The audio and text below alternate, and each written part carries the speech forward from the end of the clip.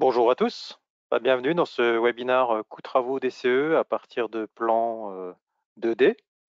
J'espère que tout le monde est bien installé, que tout le monde a du son, que tout le monde a de la vidéo. Je suis Stéphane Lotz, je suis dirigeant de SOC Informatique. Je suis éditeur avec toutes mes équipes de solutions de logiciels pour l'estimation et la gestion des pièces écrites pour la construction. Et donc vous verrez en particulier la partie JustBeam et de VSOC que vous verrez d'ailleurs dans les 50 minutes qui vont suivre. Stéphane, peut-être tu nous entends? Stéphane Zéro qui le a toujours micro. son micro coupé. Voilà, c'est ça. Bonjour tout le monde, très content de participer à ce webinaire. Donc, Stéphane Leroy, dirigeant de la société FlexBeam 5D, qui est en plein essor, puisqu'en fait, j'étais économiste avant de la construction, pas juste depuis 28 ans.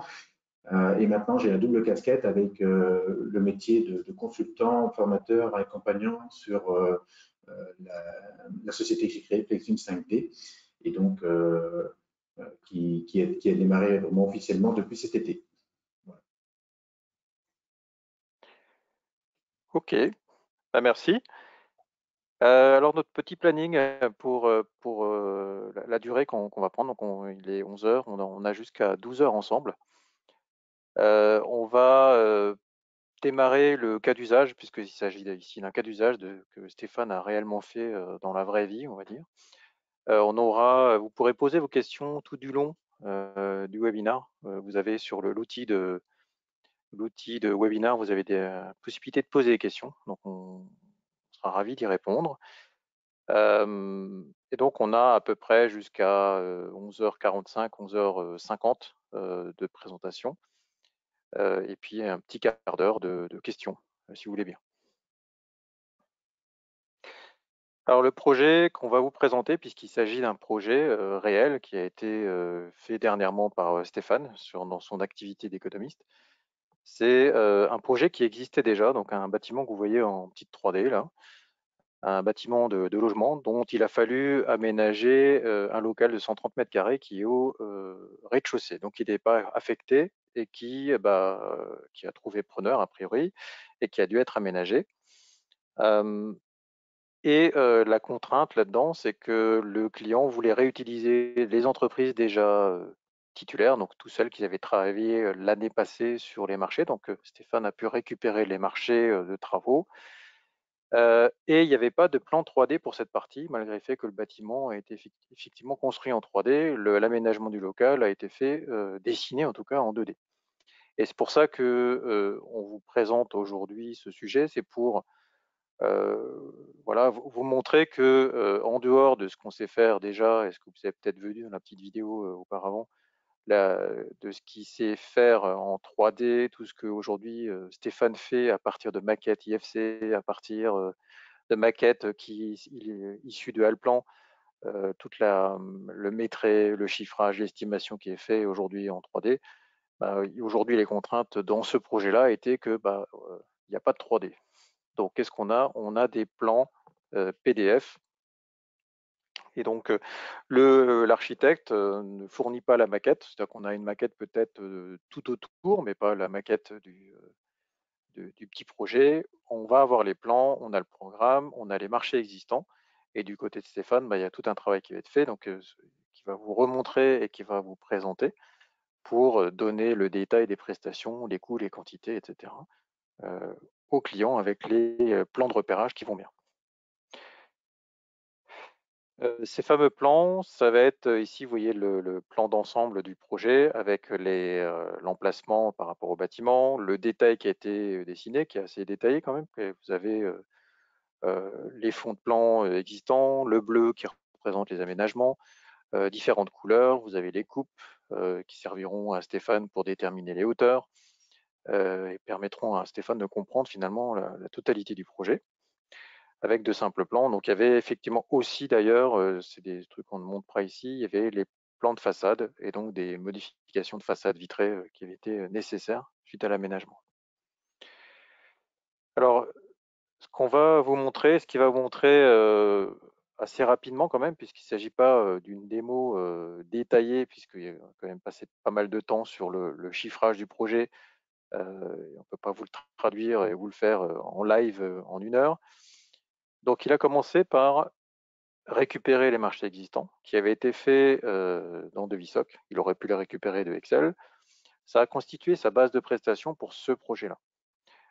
Il a aussi ajouté des prestations, c'est-à-dire qu'en live, on va dire, en même temps qu'il travaillait, il a finalement analysé son projet pour ajouter les prestations qui manquaient, qu'il a fourni finalement, qui serviront d'ailleurs de base de prestations.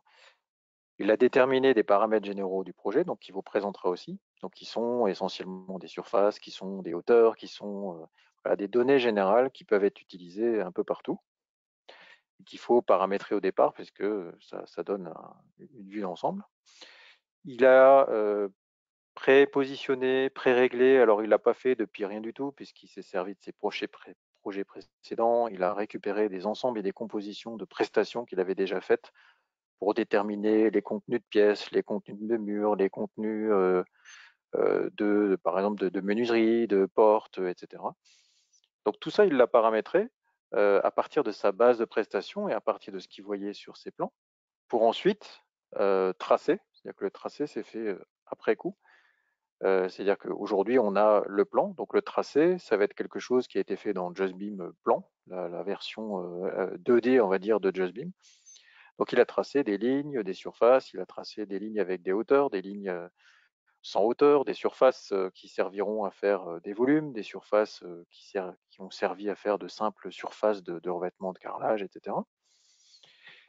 Et il a produit du coup un DQE qui est aujourd'hui dans JustBeam, qui est interactif, c'est-à-dire qui dépend du contenu de ce que vous avez tracé, du contenu de ce qu'il a défini dans ses compositions de prestations. C'est-à-dire qu'il change les prestations, ça change le DQE évidemment, et il change les tracés, ça change les quantités qui sont produites par les tracés. Et il a fait comme ça une boucle voilà, d'itération, puisque forcément, à un moment donné, il s'est rendu compte que le DQE avait changé, qu'il manquait des choses, il est revenu dans les ensembles, il a peut-être refait des tracés, et donc il a bouclé comme ça jusqu'à obtenir ce qu'il voulait. Et le livrable qui a été obtenu, c'est quelque chose qui est allé soit dans Excel, c'est-à-dire que peut-être qu'aujourd'hui, Stéphane travaille aussi sur Devisoc, donc il l'a envoyé dans Devisoc pour pouvoir produire la suite des documents.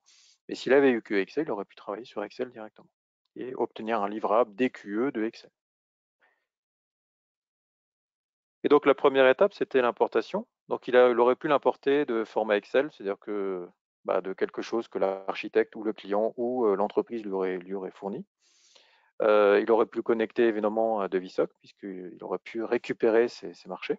Et donc cette base commune, c'est celle-là qui va servir de base de prestation. Donc là, vous avez ce qu'il a créé, c'est une base de projet du logement, donc de bureau. Et on voit en particulier là le lot carrelage avec les feutres, les isolations, les chapes, etc., avec des unités, et derrière des prix et des descriptions qui sont associées dans la base de CSTP.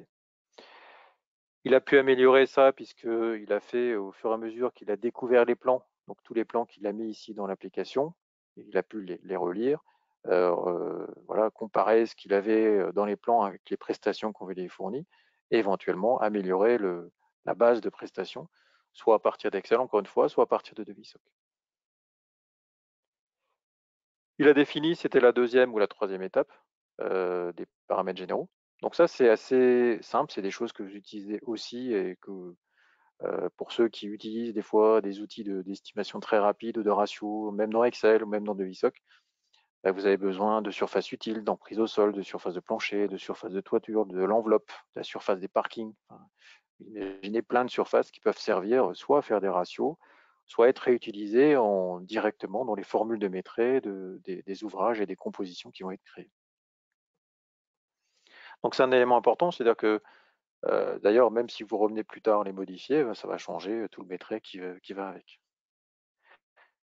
La composition, donc je parlais de composition, c'était essentiellement pour des pièces, des cloisons, des menuiseries intérieures, finalement tout ce qui se dessine avec un trait, une surface, un compteur, un objet compose, et qui derrière, quand on fait du Métré, on veut représenter la prestation qu'on veut obtenir, ben là, on va composer cette prestation. C'est-à-dire qu'on a défini le bureau type, vous voyez à droite, le dégagement type, les locaux, les salles de réunion. Donc, on a défini les différents locaux avec les différentes prestations qui sont associées, qui font partie de votre base de prestations. Donc, lui a défini, la base de prestations est définie, il a associé, il a réutilisé des choses qu'il avait déjà, il a mis des quantités en face, la surface au sol, au compteur, c'est-à-dire qu'il y a peut-être une barre de seuil par pièce, par contre l'enduit de lissage c'est la surface de la pièce, etc. Et donc vraiment le principe qu'il a utilisé ensuite, c'est je trace une ligne, je trace une surface sur mon plan. Si je lui associe ce fameux bloc de bureau ou de cloison ou de doublage ou de châssis, j'obtiens plein de prestations qui sont liées et qui sont interactives, c'est-à-dire qui changent en fonction des tracés que vous avez sur votre plan. C'est-à-dire que vous avez cette composante finalement assez basique qu'on pourrait assimiler au stabilo. C'est-à-dire que vous tracez sur votre plan de différentes manières, de différentes couleurs, avec votre légende de couleurs qui servira au plan de repérage. Vous associez vos prestations, ça peut être des prestations simples ou ça peut être des compositions de prestations. Donc ici, la cloison peut être soit une prestation simple de cloison, soit un assemblage de la cloison, la peinture, les plaintes, on pourrait imaginer plein de choses. Et on avait parlé de l'exemple de la pièce passée, je trace sur le plan un rectangle et j'obtiens plein de choses derrière qui me permettront d'obtenir finalement le DQ interactif qui va varier en fonction du tracé que vous faites et des compositions que vous pouvez changer en temps réel. Et donc, si on résume très sommairement, c'est-à-dire que les quantités de mes traits associées aux prestations donnent le DQE. Ça, c'est finalement ce qu'on retrouve par exemple dans du ISOC, c'est on a la base de prestations, on a les quantités qu'on ajoute, on fait exactement le même travail, sauf que les quantités ici sont des tracés sur un plan PDF. Et donc ces fameux tracés, c'est-à-dire que ça pourra se traduire par des tracés de métré au sol, où on voit ici la légende qui apparaît.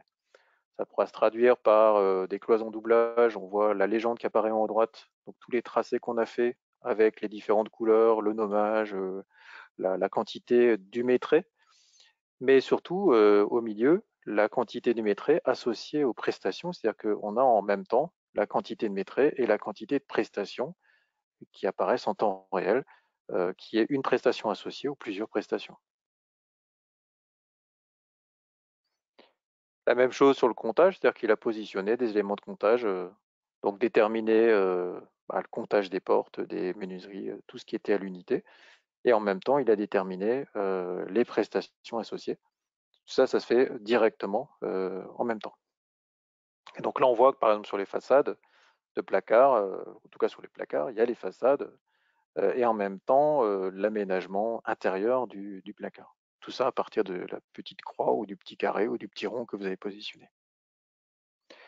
Et pareil sur les locaux composés dont il va vous parler, c'est je trace le contour de mon local, je peux éventuellement y mettre des ouvertures, et tout ça, ça calcule, vous avez vu avant tout un ensemble de prestations qui sont associées, j'ai finalement tout plein de choses qui sortent. Ici, on voit de la peinture, du nettoyage, donc des surfaces latérales, mais aussi des surfaces de sol qui sont calculées. Et enfin, quelque chose qu'on va vous expliquer d'ailleurs à la fin, on cherchait à déterminer aussi le ratio de ce qui était dessiné de ce qui n'est pas dessiné, puisque dans son cas de figure, les lots techniques étaient fournis à part. C'est-à-dire que ce n'est pas lui qui a fait le détail de tout ce qui était lot technique, on lui a fourni un DPGF, et tout ce DPGF, en fait, il l'a intégré visuellement sur le plan, dans une petite boîte, qui lui a permis de mixer les usages de ce que le métré réel qu'il a pu faire avec des apports externes qui doivent quand même être dans le chiffrage à la fin. Voilà, je vais laisser présenter du coup Stéphane. Donc il va falloir reprendre la main sur son écran. Oui, très bien. Je vais reprendre la main, effectivement, et du coup pouvoir partager. Donc tu as la main. J'ai la main, merci, et je choisis de prendre cet écran-là. Voilà. Ok, je vais juste tomber cette petite image ici et mettre mon Just Bin en plein écran. Voilà.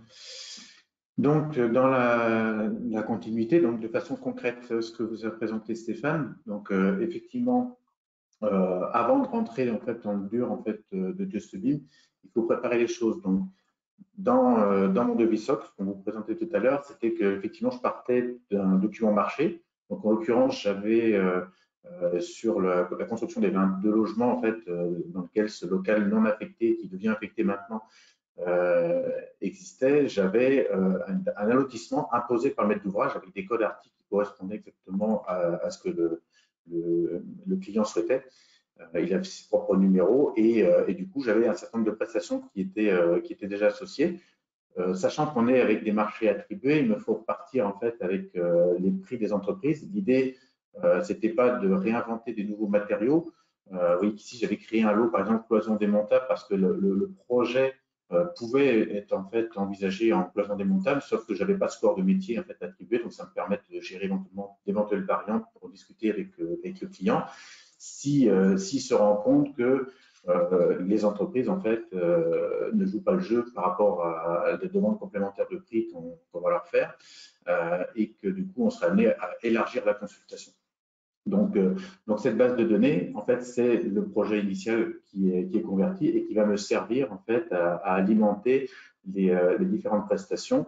Dans ma base de données, j'en profite pour dissocier. Par exemple, j'avais un Lossol Soup, mais j'avais un Lossol Soup pour des parties privatives, donc avec le V2SP3 pardon, en revêtement de sol, qui ne correspond pas du tout en fait à ce que je vais mettre comme type de sol dans des bureaux où je vais être en U4P3. Donc j'ai dû créer en fait un chapitre complémentaire avec les CCTP associés et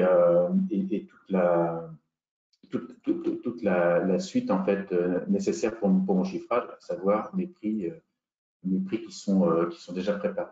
Donc ça, c'est pour la partie de VSOC. Cette partie base de données étant créée, je pousse en fait cette donnée dans JustBeam pour pouvoir alimenter mes compositions. Ensuite, on a un travail à faire au départ du projet qui est de créer en fait une structure d'arborescence pour s'y retrouver. Donc, en clair, j'ai créé un premier onglet qui était de définir les existants. Donc, définir les existants, c'était en fait, j'avais chargé la maquette de l'ingénieur structure pour vérifier en fait des choses assez simples mais nécessaires qui étaient aujourd'hui, je vais construire et aménager dans un bâtiment existant. J'ai besoin de connaître avec précision ces altimétries et je fais des vérifications d'usage qui sont de vérifier que l'architecte, dans son plan 2D qu'il m'a transmis, a bien respecté les codes d'arras inférieurs, les codes d'arras supérieurs. Donc là, en l'occurrence, on voit qu'on était en 2,76 m brut avec une allège de 90, mais une réserve de sol de 10 cm. Donc quand je charge après les plans de l'architecte, je fais cette même vérification. C'est-à-dire qu'en fait, je vais du coup, je vais isoler son plan là, pour ne voir que lui. Hop. Et donc sur le plan de l'architecte, ben, je vais devoir vérifier qu'il a bien respecté en fait les poteaux, la structure, le gris en fait étant l'existant, le bleu étant ce qui a aménagé. Et le rose en fait qui avait été dessiné ici, c'était pour simplement matérialiser les zones accessibles au public. Donc en fait, c'est une couleur qui n'a pas d'unité de métrie en telle, enfin, qui ne va pas me servir, mais qui était importante de comprendre parce que de premier abord, moi quand j'ai regardé le plan, j'avais l'impression que c'était un plafond, en fait, ou quelque chose, ou un revêtement de toit qui venait créer cette couleur. Donc ensuite, j'ai téléchargé le fameux plan en fait dont parlait Stéphane, qui est un plan nécessaire avec des conteneurs, donc des cubes, qui me permettent en fait de mettre dans les conteneurs des données qui ne seront pas modélisées même en 2D, à savoir par exemple les lots techniques. C'est une donnée en fait aujourd'hui qui m'a été donnée avec deux estimations et qui, pour la complétude de mon estimation, est nécessaire. Sinon, je donne le chiffrage sans les lots techniques. Donc, concrètement, on rentre dans la composition pour vous montrer en 2D, voilà la composition. Donc, je vais charger la bonne base de données, pardon, ici. Donc, au départ, je vais déjà un certain nombre de compositions, ce que vous disait Stéphane, qui sont issues en fait de d'autres projets qui m'ont servi. Et pour lequel, en fait, j'ai déjà des compositions avec un certain nombre d'éléments qui sont plus ou moins exhaustives. Et là, du coup, en comparaison de mon projet initial, je vais regarder les prestations qui vont être associées et compléter éventuellement d'éventuelles compositions si je suis capable de les créer en direct. Donc, ces données-là, je dirais, on met la table. Au début, c'est vraiment ça. On est sur une prestation où on vérifie qu'on a bien tous les éléments pour pouvoir faire le chiffrage. Donc, j'ai mon plan du rez-de-chaussée, j'ai les coupes en fait, qui m'avaient été données initialement, donc, qui me permettent de vérifier les altimétries. Comme je peux mesurer, étalonner en fait sur JustBeam le PDF, du coup, bon, je vérifie bien que les hauteurs de déduction que je vais produire après dans mes doublages ou les hauteurs que je vais déduire dans mes finitions correspondent bien à ce qui m'a été décrit en vue en plan, en l'occurrence des châssis vitrés. Donc, je vérifie les altimétries, les hauteurs de porte, les hauteurs de placard, les réserves de sol, les informations finalement présentes dans la base de données, enfin dans le plan, pardon. Ensuite, l'architecte avait fait une petite élévation en fait du hall d'entrée, donc ça permet de matérialiser le design. Tout ça, c'est de la 2D avec des extraits effectivement de visuels 3D qui est mis ici, mais il ne m'a pas partagé cette donnée-là, puisqu'en fait, le projet faisant moins de 100 000 €, l'idée, c'était d'aller assez rapidement sur un aménagement, de reconsulter avec les prix des prestations et d'aller assez vite, finalement, sortir les métriques et consulter les entreprises. Mais les élévations sont essentielles parce qu'elles me permettent de comprendre, par exemple, le vitrage de la banque d'accueil qu'on voit ici. Là, il est composé d'un certain nombre d'éléments, dont le L que fait la partie vitrée avec la tablette PMR, et ainsi de suite. Donc, c'est des choses qu'il faut bien comprendre. Et puis, sur la façade, en fait, la façade, j'avais une façade existante qui a évolué avec une façade à aménager de par le fait que la distribution a changé. Et donc, j'ai des ouvrants qui sont décalés. J'ai aussi un rétrécissement de ma façade vitrée de par l'aménagement qui nécessite en fait un agrandissement d'un petit local ici avec une grille. Donc, ça, je dois faire des plus et des moins avec le marché initial de l'entreprise. Donc, quand on regarde l'aménagement tel qu'il est là, on pourrait penser que c'est essentiellement l'intérieur, mais l'extérieur était impacté également. Donc, après, concrètement, je vais dans mes mesures. Et donc, je me mets dans l'outil mesure de JustBeam. Et donc, je vais travailler comme un économiste le ferait sur un projet qu'il découvre. Il va devoir retravailler son projet par métier. Donc, on a une vue en plan. J'identifie que sur cette vue en plan, j'ai du doublage en façade. Je peux isoler, bien sûr. Donc, ce doublage ici en façade. J'ai un peu de doublage à rajouter en fait sur les murs en agglo que je viens de créer. J'ai aussi un doublage existant avec le refend. Et donc, je vérifie que ces données de doublage extérieur, doublage sur les refends, avaient bien été pris en fait dans le marché initial pour être certain de ne pas les re-rajouter. Donc, en définitive, ces doublages-là, ils existaient, mais comme je vous ai dit, la façade a modifié. Donc, peut-être que mes quantités de doublage vont avoir changé. Il faut que je prévienne l'entreprise avec laquelle on a signé un marché pour profiter de cet aménagement et remettre à jour ces éléments. Et ici, on est contre un mitoyen, donc j'ai un doublage un peu particulier.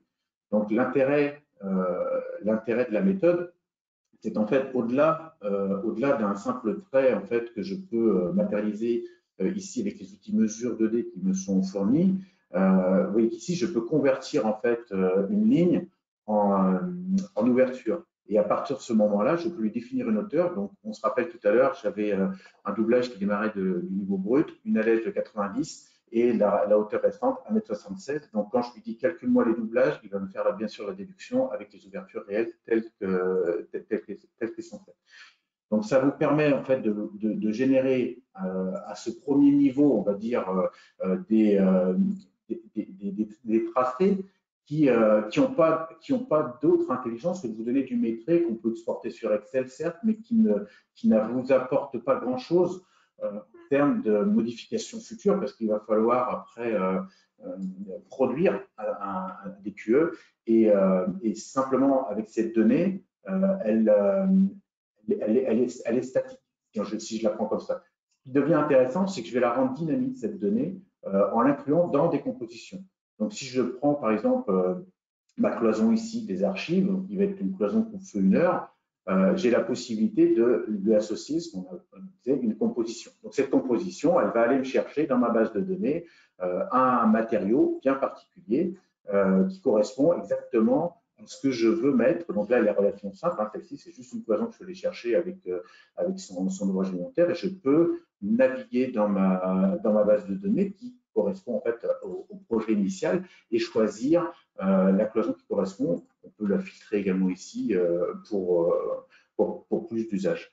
L'important des compositions, c'est de comprendre qu'en fait mes compositions, elles sont associées à une continuité en fait de la classification uniformate. C'est-à-dire qu'en fait, quand je classe mes cloisons, je les associe en fait à une classification.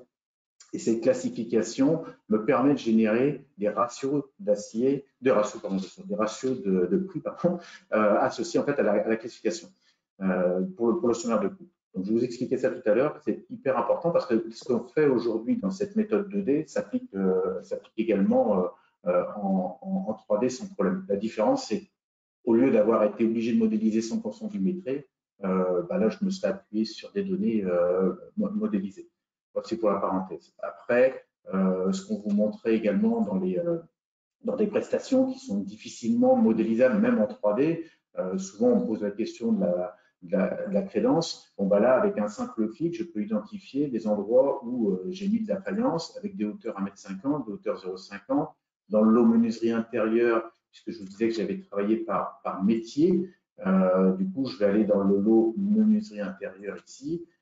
Et là, je vais associer un certain nombre de prestations qui sont effectivement ces fameuses pastilles où, quand c'est du linéaire, j'ai ma simèse qui est identifiée ici. Quand c'est des unités, j'ai l'unité correspondant et on peut filtrer comme ça dans le modèle l'intégralité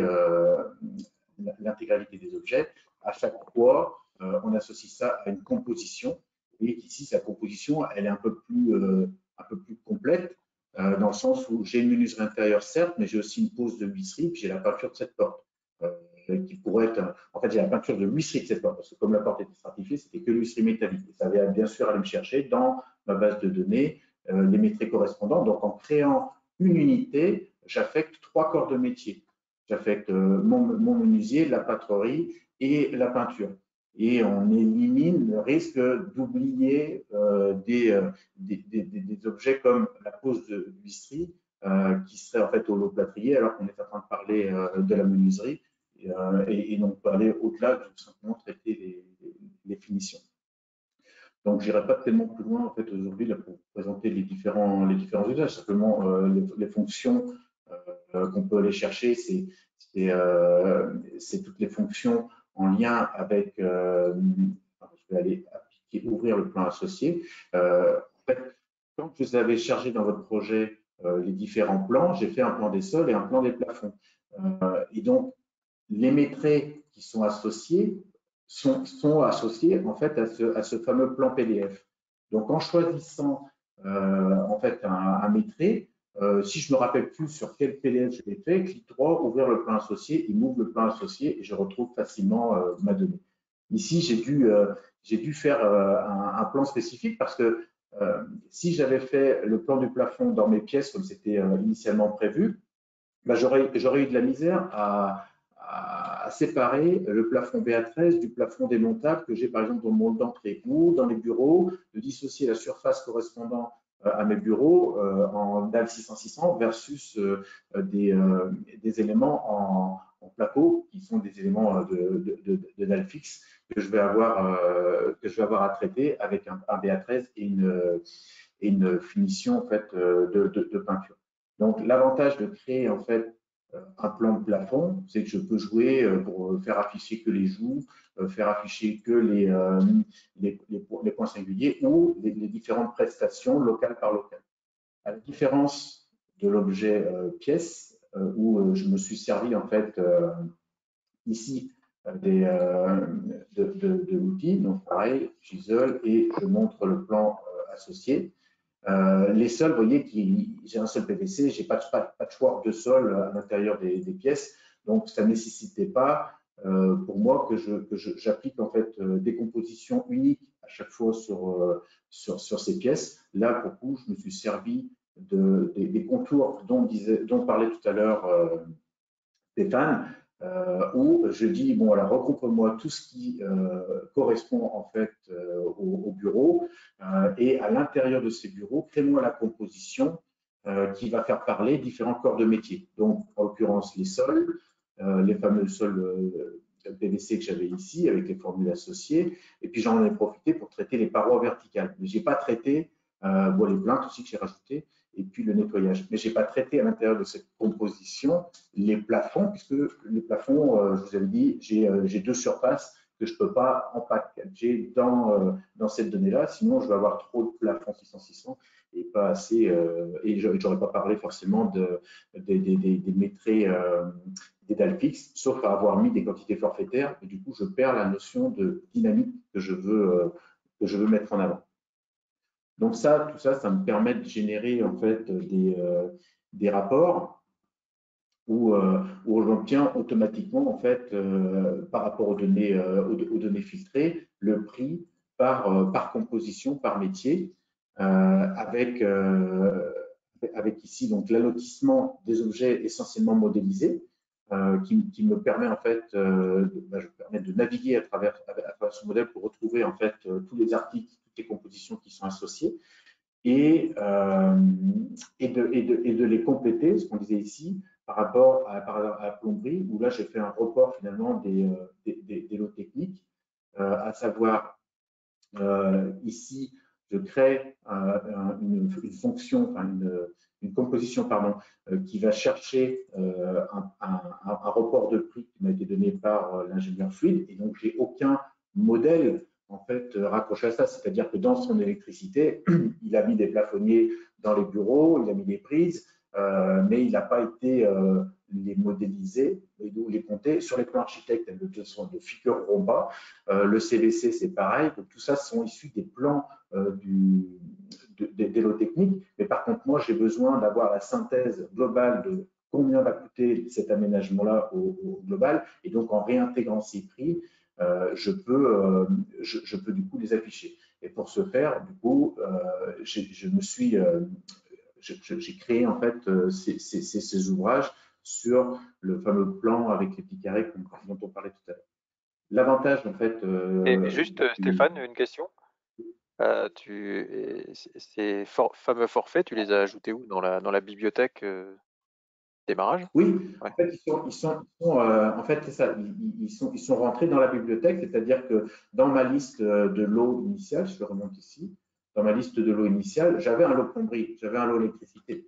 Donc, il me faut appliquer par contre le forfait direct de l'entreprise. Si elle m'avait donné un détail principal, comme elle me l'avait donné en fait, pour les logements, les communs, j'aurais pu détailler les différents chapitres.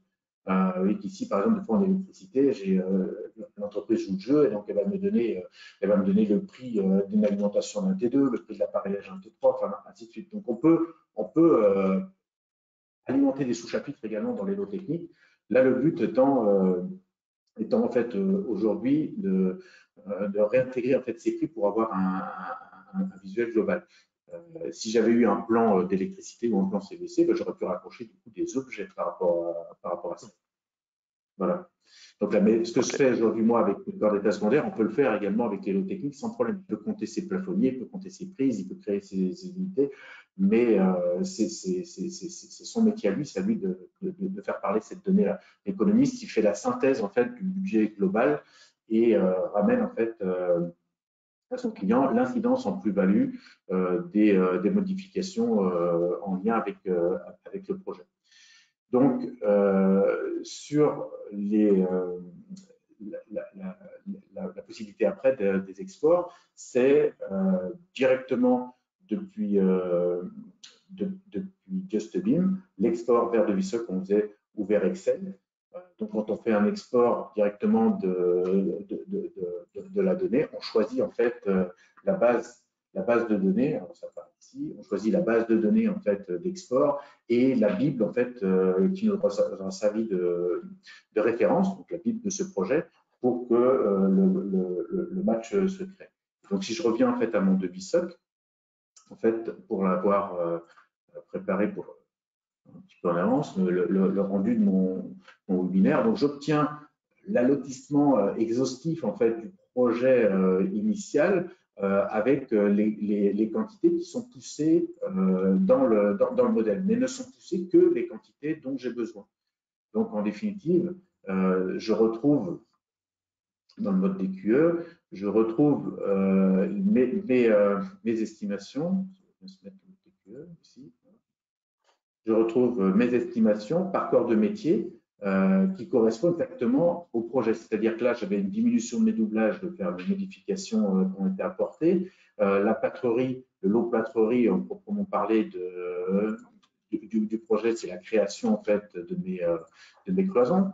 Donc les cloisons de distribution qu'on a vu tout à l'heure, donc les cloisons 72, les cloisons de 100, les cloisons coupe-feu, j'avais un peu de contre-cloisons, ainsi de suite. Donc tout ce détail-là vous est exporté directement vers JustBeam, avec en prime des étiquettes en fait, qui vous permettent de créer l'arborescence en fait, de votre structure. En créant des compositions, j'ai créé du coup des ouvrages qui me permettent de voir en fait les quantités associées à chacun de ces locaux. Donc ça, c'est des explications qu'on pourra vous donner dans une autre formation, mais qui sont en lien avec Devisoc, qui récupère finalement la structure en fait de l'IFC avec les supports qui ont servi en fait à faire le métré et qui nous permettent de générer des métrés localisés. Donc en termes de chiffrage, je retrouve bien mes 104 000 euros d'estimation totale, avec en zéro les prestations qui n'ont pas été modifiées. Donc après, j'ai juste à mettre ces lots dans une pince ici qui serait archive des lots, qui ne seraient pas concernés, pour n'afficher que les lots propres à ce projet et donner à mon client l'incidence sur les marchés initiaux en lui disant la charpente bois n'est pas concernée, l'étanchéité n'est pas concernée, et puis par contre les menuiseries intérieures, les cloisons, et ainsi de suite, elles vont devoir être impactées sur leur marché initial pour pouvoir en fait remettre à jour le projet. Donc, ce qui est important de vraiment bien comprendre, c'est qu'en fait, quand vous faites des mesures, les mesures que vous créez sont associées à des compositions, et ces compositions rendent en fait le métré dynamique. C'est-à-dire que ma composition, elle est associée à une quantité net area. Et la quantité net area, elle est obtenue dans la mesure. C'est-à-dire qu'au même moment où je vais du coup ouvrir le plan associé et montrer ce plafond, par exemple, que j'ai créé. Au moment où je fais la surface, il me donne un certain nombre de paramètres, dont la surface nette, la surface brute, éventuellement s'il y a des déductions, et il me les met en fait directement dans l'objet pièce concernée, où je retrouve en fait cette mesure avec toutes les données quantitatives, sol, mur, plafond. Et bien sûr les quantités de base qui sont remises à jour pour que cette composition que j'ai créée me servira également en 2D comme en 3D. Voilà, après, je pense que j'ai fait Ça veut dire, Stéphane, de... que tu as créé, tu as fait le petit carré vert qui représente les plafonds et tu lui as associé des paramètres à droite. Si tu avais Oui, voulu lui mettre une épaisseur ou une hauteur ou machin, tu aurais pu l'utiliser directement. Et ces valeurs-là, les paramètres que tu as créés ou que tu as utilisés, tu les utilises dans tes formules de métrie, quoi. exactement. En fait, ce qu'on voit ici, par exemple, dans les bureaux, c'est que le contour fait en fait des bureaux me génère en fait un certain nombre de paramètres qui vont du coup influencer les métriques que je vais générer derrière. Donc, je peux du coup associer une hauteur. Donc là, en l'occurrence, sur ces bureaux, bah, je leur ai spécifié la hauteur qui était de 2,41 m, qui correspondait en fait à la partie visible en fait hein, des plafonds. Et du coup, les métraits associés à mes formules de plafond correspondent à cette hauteur. Donc les surfaces nettes, les surfaces brutes latérales qui sont, on voit bien ici le brut dans 176 mètres carrés si je ne déduis pas les vides. Et en fait, en définitive, j'ai 124 mètres carrés de peinture à prévoir en périphérie. Et ça, c'est obtenu parce que dans mes métrés ici, j'ai créé des ouvertures en spécifiant qu'ici, j'ai une porte de 1 mètre par 2,10 m. Ici, j'ai bien un châssis de 50 cm par 1,10 m où je peux lui définir ou pas une allège. Mais là, je pense, ça n'avait aucun intérêt de toute façon puisque c'était le trou que je veux déduire. Mais ici, bon, je l'avais fait, je pense, avec l'allège. Voilà, je définis l'allège de 80 cm et la hauteur de 1,70 m, puisque j'ai une partie pleine en fait, à peindre. Donc le métré colle à la façon de faire des économies, c'est-à-dire qu'on va calculer du mètre carré net, du mètre carré brut en fonction de l'usage. Et donc, ce qui est important de comprendre, c'est que quand je vais créer mes compositions, je vais me raccrocher à ces unités-là. Donc, les quantités que j'ai créées vont aller chercher des quantités nettes, des quantités brutes. Par exemple, pour la peinture de mes plaintes, je peux aller chercher le périmètre par la hauteur, et le périmètre net, c'est le périmètre déduction faite des ouvertures. Donc voilà, donc les compositions peuvent être très complexes ou très simples. Ok. Voilà, Bon. je Je reprends la main ou peut-être je regarde Non, juste les questions en même temps. non, parce que je ne voudrais pas trop embrouiller les Voilà, gens avec trop de détails. j'ai vu une question. Peut-on ajouter des ouvrages directement dans JustBeam? Pas aujourd'hui, il faut passer par Devisoc ou Excel. Après, comme c'est une connexion directe, c'est-à-dire que ça remplace automatiquement le contenu, ça va qu'on remplacer des deux côtés. Donc il faut bien un endroit où ça se pilote. C'est-à-dire que ici, Ici. en fait, la question, c'est dans la partie bibliothèque. Je vis avec une bibliothèque aujourd'hui statique. Hein, elle a été Mhm. exportée à un moment donné avec une donnée technico-économique, puisqu'il y a le descriptif associé et les prix. La composition que je crée, elle est faite avec finalement une batterie d'ouvrages élémentaires qui me permettent d'alimenter ça. Si je vois qu'il me manque un article, effectivement, il faut repasser par de VSOC, créer l'article complémentaire et refaire un export directement dans le, Voilà. avec, Mais, avec, mais, voilà. mais finalement, tu utilises quasiment le fichier dans lequel tu travailles comme base de travail dans JustBeam. Donc si tu changes d'un Oui, côté, ça change de l'autre. Et puis c'est voilà, ça ça, va se remettre à jour tout seul, quoi. tout à fait. Ok, je vais reprendre la main. J'avais encore quelques petites diapos et il y a peut-être des questions. J'en ai eu une, j'en ai eu deux, la même chose. Alors n'hésitez Je pas à vous les donne la main. poser. Voilà, montrer mon écran, ça c'est de mon côté. Je pense qu'on voit mon écran du coup.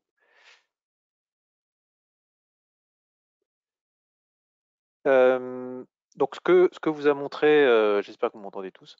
Ce que vous a montré en tout cas Stéphane, c'est un assemblage de deux choses. C'est FlakeBeam 5D, donc la méthode de chiffrage qu'il utilise, donc au sens méthodologique, de OK, j'ai une base de prestations, j'ai des compositions, et quels éléments je dessine si j'ai un plan 2D. Alors il a la même chose. Alors l'initial c'était pour les plans et le 3D. Donc là on vous a montré la partie plan parce qu'on était la contrainte était que j'ai des plans mais j'ai pas de 3D. C'est-à-dire que c'est une méthode qui s'applique sur les deux. Cette partie, c'était surtout de dire à un moment donné à la méthodologie, c'est qu'est-ce que je dessine en plan, au sens des fonctionnalités des locaux, des murs, des cloisons, avec des traits, avec des surfaces, et qu'est-ce que je fais sous forme de métré. Euh, donc, quelle part je vais utiliser dans l'un ou dans l'autre. Vous verrez que sur la partie ici, ce qu'on a vu, c'est quand même que, alors n'hésite pas à intervenir, hein, Stéphane, c'est que sur la partie 2D, ce qu'il vous disait, c'était que 2D, c'est quasiment 100% du métré. C'est-à-dire que on obtient un PDF, c'est quasiment, ça peut être des traits, mais en gros, c'est une image. Donc, si vous voulez obtenir les linéaires, les surfaces, etc., bah, il faut tracer. Il n'y a pas réellement d'automatisation entre le plan et le tracé qu'on obtient. Par contre, J'ajouterais juste une ouais, vas-y. petite Stéphane, c'est que quand on a fait, là on a travaillé sur un bâtiment au rez-de-chaussée, on imagine que j'avais en fait un bâtiment sur plusieurs niveaux avec des locaux qui se répètent. Le métrique que vous faites sur un PDF, je vous ai montré tout à l'heure qu'en fait il était raccroché à un PDF. Le simple fait en fait de lui dire maintenant tu te raccroches en fait au premier étage ou au deuxième, les métriques que vous avez fait vont se dupliquer et se mettre en fait au bon étage concerné. Ce qui vous fait que si vous avez des modifications en fait de quelques locaux, vous n'allez pas ressaisir 100% du métrique que vous avez fait à un étage inférieur avec des choses qui se Ouais, ressemblent et vous pouvez comme ça supprimer assez rapidement, sachant que ce sera les mêmes fonctions, ils iront directement dans les compositions, simplement vous grossissez votre métrique avec moins de saisie puisque vous faites des duplications. c'est vrai. Voilà. Et du coup, bah, la différence. Alors, il vous a montré par contre une grosse automatisation sur le côté composition. C'est je trace un trait, j'obtiens plein de prestations, je trace une surface qui représente la pièce, j'obtiens plein de prestations. Donc, elle est là l'automatisation. Donc, le côté interactif, il est là dans la gestion des prestations associées au métier. Et on vous a pas montré, mais vous avez peut-être déjà vu, ou ça fera l'objet d'un prochain webinaire. Il y a la même chose en 3D. Donc la grosse différence, c'est que quand on vous amène un 3D, quand il est correctement fait, donc on a toujours effectivement cette question de l'architecte m'envoie une maquette pas terrible, donc que je peux pas utiliser. Donc quand il y a un minimum de relation entre l'architecte et l'économiste, il peut y avoir une maquette, mais le fait d'avoir une maquette même bien propre ne présage pas que vous allez pouvoir faire 100% du métré ou du chiffrage avec cette maquette. Puisqu'il y a quand même ce que montre régulièrement d'ailleurs Stéphane, enfin on a pas mal de discussions, c'est que effectivement il arrive à produire 60 soit 70% avec une maquette qui est déjà bien faite. Il va avoir des lots qui ne sont pas prévus, c'est-à-dire que les fluides, les CVC, etc., bah, comme ils ne sont pas dessinés, ça va être difficile de les chiffrer. Par contre, ils sont fournis par le bureau d'études. Et il reste un petit pourcentage à dessiner, c'est-à-dire que vous allez avoir le VRD, les bordures, tout ce que l'architecte ou tout ce qu'il n'arrive pas à dessiner parce que bah, il est architecte, il n'est pas économiste. Donc il s'intéresse à Puis son il y a propre aussi métier et pas forcément au vôtre d'ailleurs. Non, puis il y a aussi, Vas-y. Stéphane, il y a aussi des prestations qui sont issues de la compétence métier de l'économie. C'est-à-dire que au moment donné, là, on voit sur ce projet, j'ai pas mis de prix pour l'installation de chantier.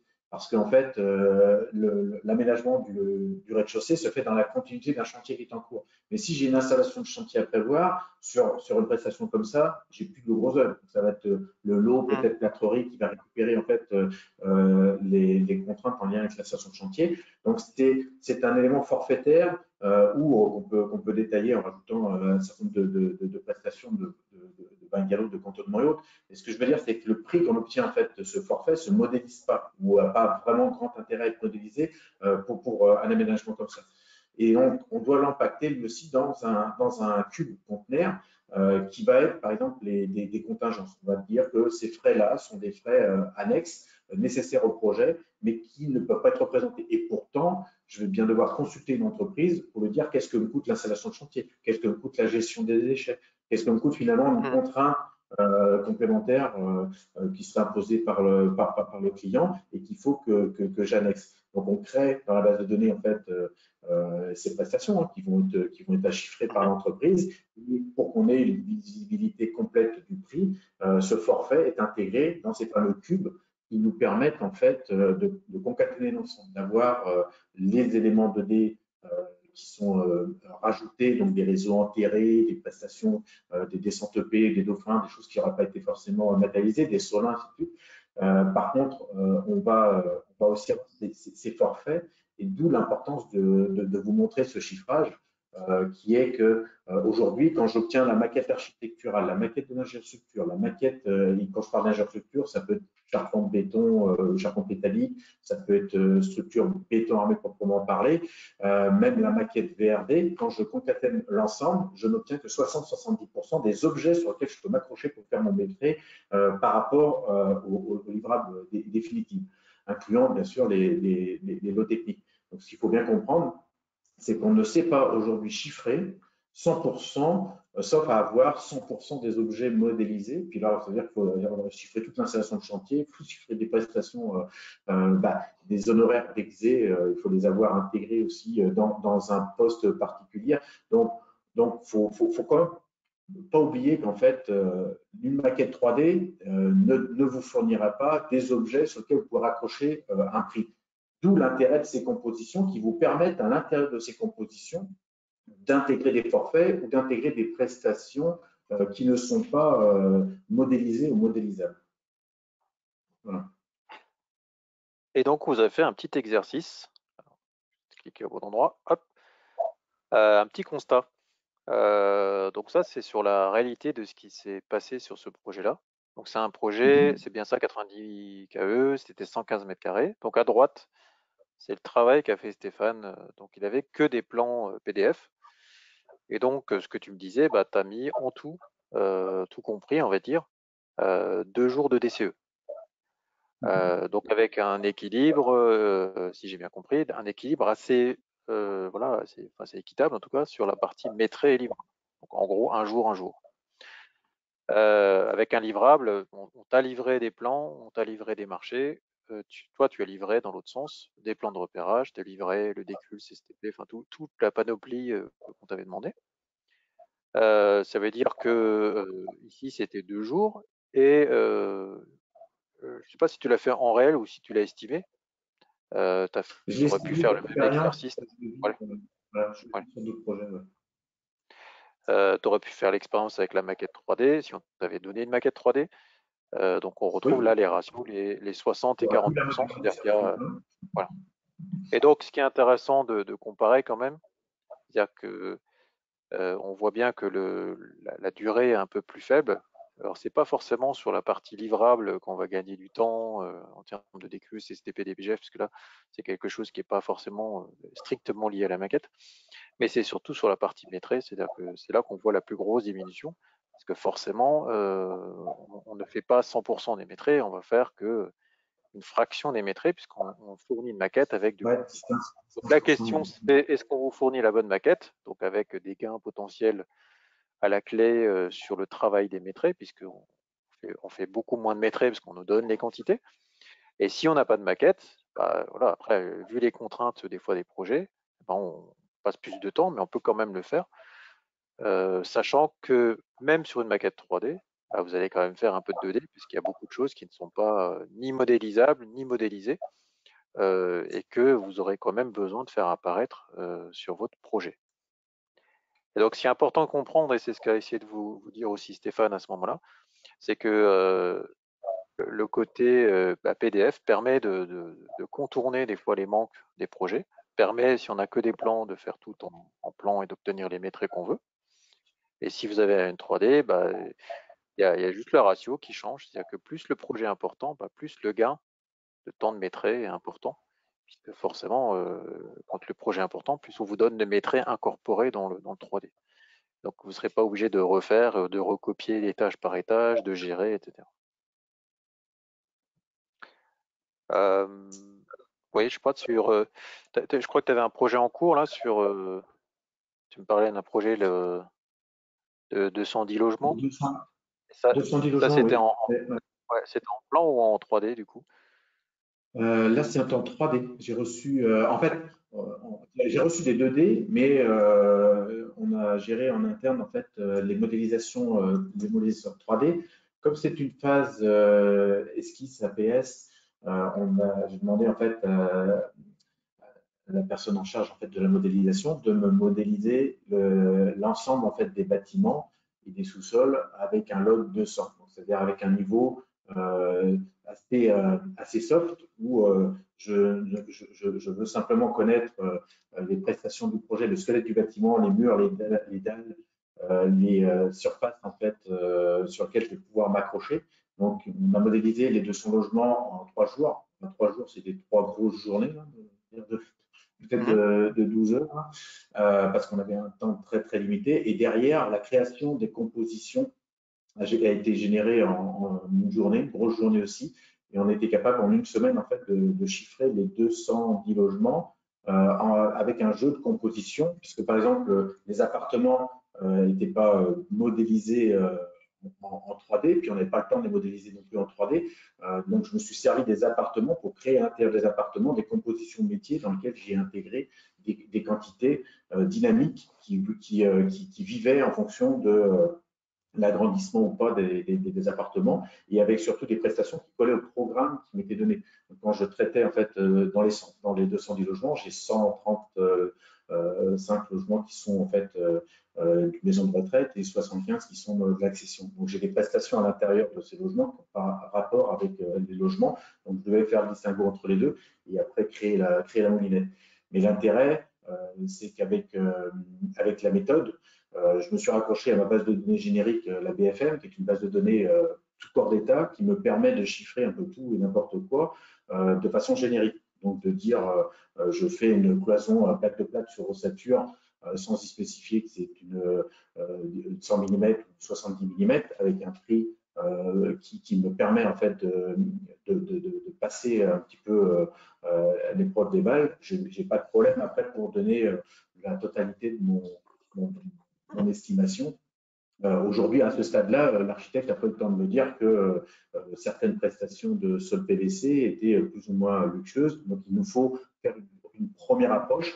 Et la tendance, c'était de rassurer le client par rapport à un dépôt de PC. Il voulait savoir s'il était dans l'enveloppe de son ratio initial versus le chiffrage que moi je fais du projet. Et du coup, en chiffrant le projet, j'obtiens les ratios au mètre carré habitable, les ratios surface de plancher, les ratios, bien sûr, par corps de métier, mais j'ai un discours qui est plutôt sur la présentation sur le sommaire de coûts, où je veux dire, globalement, mon infrastructure coûte tant, ma superstructure coûte tant, l'aménagement intérieur coûte tant, les lots techniques coûtent tant, où est-ce que ça pêche par rapport à ce qu'on a l'habitude de conserver pour pouvoir en fait réorienter l'architecte vers des choix drastiques à faire s'il y a des placements. Et là, il y a eu des placements, donc il y a des choix drastiques à faire. Alors, en fait, je vais juste illustrer, peut-être un peu dérapé là, mais sur le petit projet de jour, le grand projet sur la même méthode, une grosse semaine, on va dire.